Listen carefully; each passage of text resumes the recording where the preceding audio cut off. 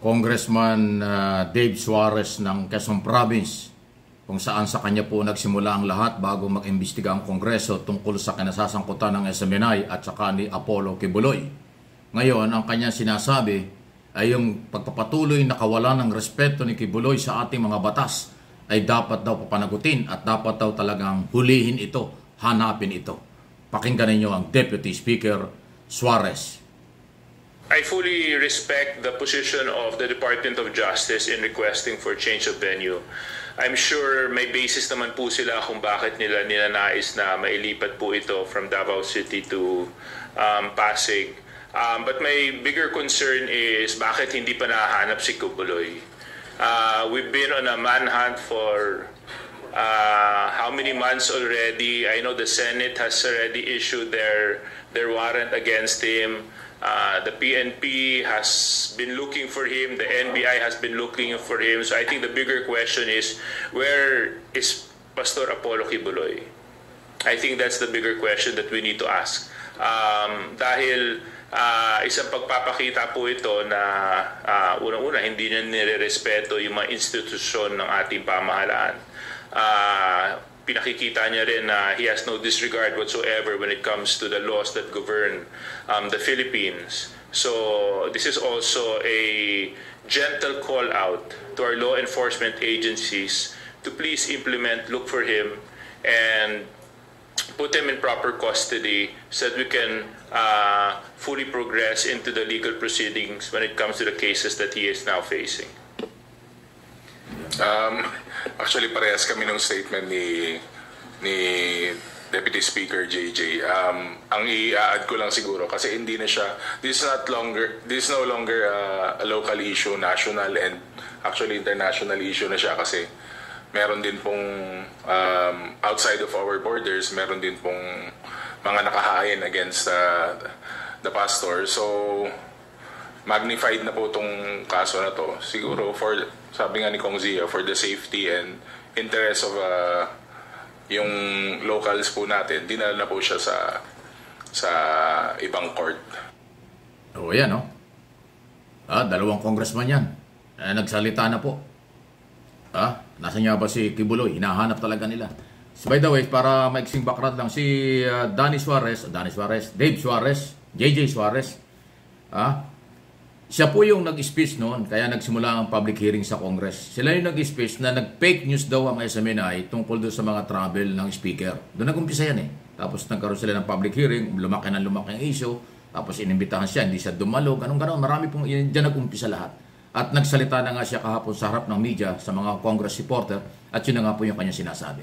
So, tama lang daw na ilipat dito sa Manila ang mga kaso sa Davao, at siyempre dapat hanapin, papanagutin, arrestuhin, dahil may mga warrant of arrest. Magunita, ang warrant of arrest hindi lang galing sa Senado.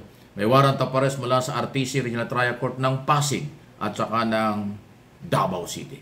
So nakakalimutan na yata sa isyong ito. Pero kailangan ay ipakita ng mga otoridad na kaya nila magpatupad ng batas at dapat sumunod sa batas ang mga tao ito. So yung kawalan ng respeto sa mga batas, malaking damage yan sa pagkatao ng isang individual o anumang organization. Nasa na nga ba yan? Nagsasalita doon sa recorded statement niya, may mga kuliglig. Ibig sabihin yan, wala sa syudad, nasa bundok. O isang bundok yan. Kasi puro ibon ang naririnig mo doon sa kanyang mga recorded statement. Bakit siya nakakapaglabas ng ganun? O di ba para talagang wanted na. Sa halip na lumabas, pagkatapos yung background niya ay parang malamig na lugar na may kuliglig na mga ibon-ibon, tunog na mga tahimik, hindi tao. So nasa bundok yan. Anong bundok kaya? Naroroon. Diba sa Mindanao o kung saan mang bundok nagtatago, ay dapat hanapin pa rin yan ng mga autoridad. Ayan. So hindi pa tapos. Ang Kongreso, dahil nga ang sabi nga nila ay managot. Dapat panagutin. Hindi pwedeng patuloy na ipagbabaliwala ang ating mga batas. Okay? Pero alam yan ng mga followers, supporters ni Kibuloy kung nasan siya. Sila nag-uusap niyan eh.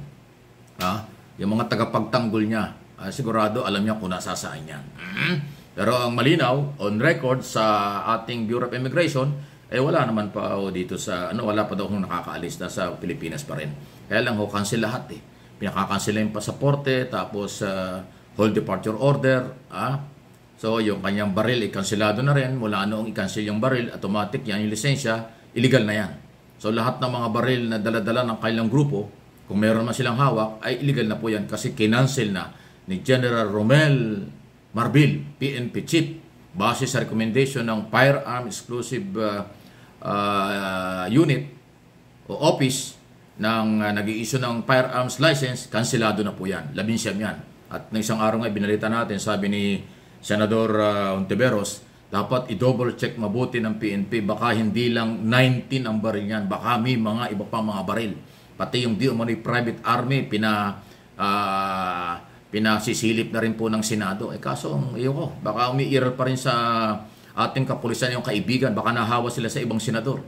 Kaibigan at utang na loob pinapairal, kaya hindi mahuli. Nagkakaroon po ng ganyang sapantaha.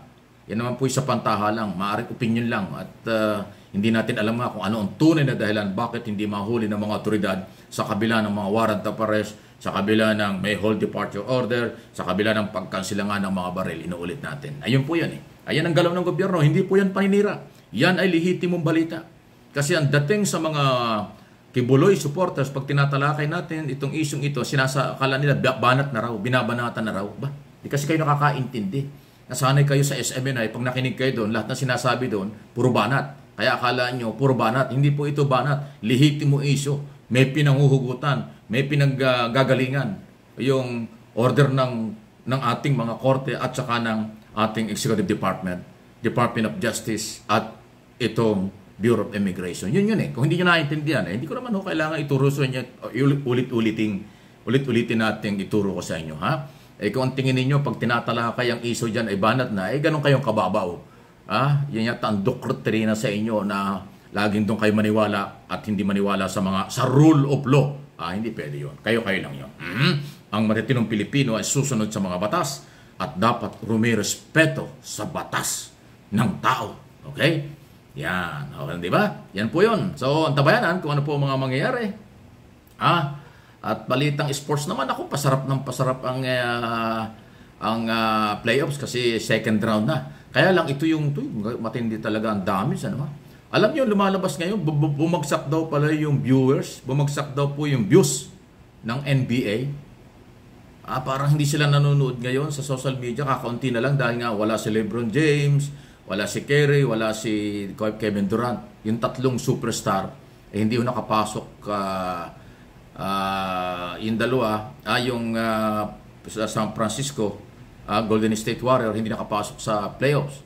Ito naman pong Phoenix ni Kevin Durant, nawali sila sa first round. Ito naman Lakers ni LeBron James ay isang beses lang nanalo. Ito palang tatlong ito ang malakas magdala ng views sa NBA. Ngayon, inaamin ng NBA na bumagsak ang views ng NBA dahil hindi nakapasok ang mga kilalang team at player sa playoffs. Ayan. Pero gano'n pa man, ngayong araw na ito, tingnan natin, ang inaabangan laban ay itong between, sabagay second round na itong laban mamaya, sino ba ito? Yung Minnesota at saka Denver. Sa home court pa rin ng Denver. Mukhang mahirapan ng Denver talaga dito. Ibang galaw ng Minnesota. Uhaw na uhaw sila sa champion. Ayan ang kaabang-abang. Balitang NBA naman para maiba-iba. Pampaganang bahagya. Okay? Subscribe, follow, like, ng ating mga video at ang ating mga accounts topic dito sa MA Pinoy TV at doon sa isang channel ko pa, Mike Abe Opinions.